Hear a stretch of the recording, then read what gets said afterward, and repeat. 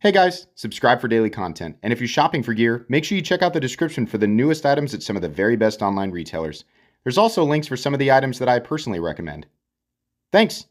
What's going on YouTube? Metal Complex here, and today I've got another interesting knife review / knife overview to share with you guys. This is the Miguron Pagos 2, or at least that's how I'm going to pronounce it. What was the Pagos 1? What are the differences? I have absolutely no idea. Miguron / AM8 is still a fairly new company to me. I'm not familiar with their entire line. They sent this one in for me to take a look at, and it's pretty cool. Thanks so much for doing that, Miguron / AM8. I will link this knife right down below so you guys can check it out if you want to. It does help my channel when you use my links, but that is up to you. Thanks so much to my patrons for supporting me, and please make sure to follow me on Instagram at metal_complex. Okay, let's go ahead and get a measurement of this guy. Overall length of the Pagos 2 coming in at about 7, come on now, it's just shy of 7.5, 7.4. Blade length is coming in at about 3 1/4, cutting edge about 3 1/8. Let's go ahead and do some size comparisons, just a couple today, up against the Ontario Rat Model 1 and the Ontario Rat Model 2. This is very much an Ontario Rat 2 size knife, just a little bit longer. How about up against the Benchmade Bug Out? A little bit shorter than the Bug Out, just a hair. Up against the Demco AD 20.5, very similar in overall length. I think they're almost exactly the same. And then finally, the Spyderco Para 3. Okay, how is the action on this guy? Miguron knives are made in China, and in my experience, they are, at this price point, they are absolutely some of the highest quality knives that you will find on earth. And I know that's a bold statement, especially if you are new to this corner of the knife world, right? I thought he said that was from China. Yeah, Chinese manufacturing in some cases is holy moly. It's like every week I find something that is better than the week before. It really is crazy, the level of quality that we're looking at here. But the action is very good. This has thumb studs, which I love. The detent is tuned very well, and just getting your finger in there and being able to position yourself correctly for a nice deployment, very easy. It also can be front flipped, which is what this little area is up here for, and it does an okay job. I think once you adapt to it, you'll be all right. It's pretty much out of the way, and you can primarily just use the thumb studs, which work perfectly.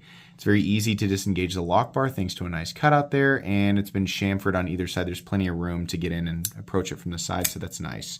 No complaints. Let's go ahead and do carry profile. Thickness up against the Spyderco Para 3.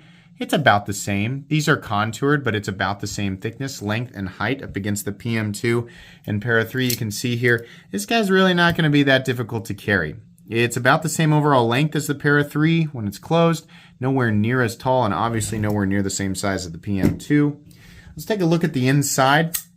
This is, I believe it says right there, M390. Then we have titanium, beautifully milled titanium, which I'm going to give you a close-up of here in just a moment. And then we have a carbon fiber inlay. On the inside, we have no milling, and that's probably because there are pockets opened up for the carbon fiber. I don't think this knife weighs all that much, though. Weight of the Pagos 2 coming in at 3.49 ounces, which is almost a perfect 1-to-1 ratio, right? An inch of blade for an ounce of weight, right? So that's nice. Balance is exactly where you're, exactly where you're going to put, let's turn it that way, where you're going to put your index finger. So it really doesn't feel heavy at all. It should be easy to carry, nice and lightweight, nice and compact. Good to go. Let's go ahead and get out my tools. As per usual, my tools are very inexpensive and very recommendable. You can find them right down in the section of my description that talks about the tools I use on this channel. We have, I believe, T8 across the board. We have the T8 pivot. We have the T8, nope, I'm wrong. The lock bar insert is a T6. I wonder why I was thrown off by that. Pocket clip screw there is also T6, and so is this guy. So we have T6 screws. Wish they were T8, but there's not very many of them. I can't really complain too much. As long as you have quality tools and a place to put your hardware, you should be good to go. Let's go ahead and measure blade stock thickness. Alrighty, blade stock thickness is coming in at 118 thousandths if I'm on there. Yeah, I am. All right, probably closer to 120. Maybe the calipers are just a bit off.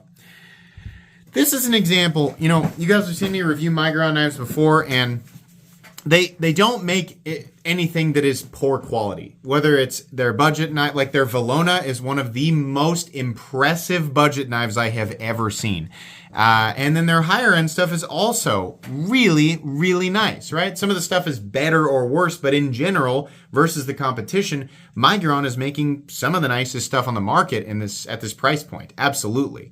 But this one in particular really stands out to me in a couple of areas. Something that I just love, and it wasn't until I zoomed way in, I think it was during the unboxing. We're going to go even further. This is textured within the texturing. That's nice. I think most people are not even going to see this, right? Initially, to me, I mean, in my just looking at it, getting it out of the box, I was not able to pick this up with the naked eye. It really was not until I zoomed in. You can go back and watch that unboxing. I'm going to wipe off the pivot here real quick. You can go watch the unboxing and watch me. You know, when I zoomed up on it, I was like, oh my gosh, that's really cool. You know, for people who buy this stuff and really like, you know, the little tiny details, this has no utilitarian benefit whatsoever. Texturing within texturing is only for people who are literally going to zoom up on the surface with a camera or, you know, get it under a magnifying glass. But you know what? I do appreciate it. I don't know if this is just like a byproduct of what happens when they mill it this way now, or if that was intentional. I don't know, but it sure is cool. Since we're zoomed up, we'll take a look at this inlay work, which is very, very good. Really impressive stuff. The entire thing, all the way around, just looks really nice. In fact, there's really only one spot on this knife that had a little bit of a goof up, and it's right here. This is pretty minimal. It's got a little bit of a smile back there. The rest of the edge looks nice. It gets a little bit thin in here, right? I would venture to guess that most of these do not have goof ups on them. It's just this one of the, it's kind of a rare thing for me to see this on a Miguron, right? Will that affect that? Will the knife function poorly because of that? No, it just looks a little goofy, right? The whole presentation of this knife is nice. We have carbon fiber, the sort of slightly, I don't know, it's actually a little more reflective on the handle or the scales than it is the blade. The contrast of everything is a nice consistent gray and black, and then we have highlights of blue. The one odd area is the gold pivot collar around the blue. Some people are going to like that. Some people are going to think it's a little odd. I think it's a little bit odd. I think it would have looked better to do like a silver pivot collar, but yeah, whatever. You know, I mean, I don't want to sit here and complain too much. The blade is very nice. It's a simple, I don't know if we've called this like a Scandi grind. I don't know. The Blade Shape Police will surely let everybody know down in the description after they Google it. I didn't have to Google it. I graduated from Knife Blade University. Neat. We have a fully flat ground blade off the spine here. And this appears to be, you know, it's like it's satin finished, but it also looks like it might have some blasting on it too. See what I mean? Like you can see the grind lines, but then it's like been blasted over the top. This is nice. I prefer this over the satin finish on the Kovog. That was like a high belt satin finish, and it looked like it had what I always call belt burn. I don't know if I'm actually accurate there, but it starts to turn it a little bit yellowy or bronze. It doesn't have that. There's a nice, consistent, almost kind of like an overcast sky. It looks good. Can't complain about it. Thumb stud is a little bit in the cutting path. A little bit. Get about a 1/4 inch there. But I don't know. I don't want to complain too much. You know, you're not, I don't know, maybe a 1/2 inch off from your index finger if you're going to cut straight down. This blade will be really great at most EDC cutting tasks. It's really set up to just do generic stuff that you would normally do with a pocket knife. The edge geometry is reasonably thin. You have a nice tip, tapers out to a fairly thin tip, right? Cutting, poking, slicing, this knife will do it. The thumb studs are a nice shape, and I kind of like the blue on there. You know, the downside to the blue thumb studs is that will be the first thing to wear. It always looks nice right out of the box, but anodized thumb studs of any type, right? Even if it's not like, you know, whether it's heated steel, which I assume is what this is, or it's anodized titanium. Either way, I mean, every time you open the knife, your fingers are going to contact that, and what's going to happen? It's going to wear off. Look at every old Sebenza. that anybody has ever used or carried for any, extended period of time. The thumb studs are worn down, right? So it's a nice touch, but I kind of wish that the thumb studs were silver so that you wouldn't get that awkward worn look over time. The pivot, I think that's fine. In fact, that's a good place for them to put their logo, which looks like the Majin symbol from Dragon Ball Z. But okay, that's fine. Other than that, we have no billboarding whatsoever except for the blade steel right there. The backspacer here looks nice, very simple, nothing crazy going on.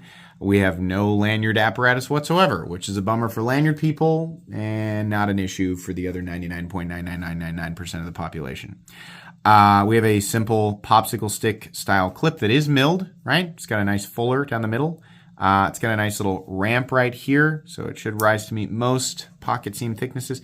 It's sitting on a little bit of texturing, but the texturing is not intense enough for it to really bother you. In and out of the pocket, it's pretty good.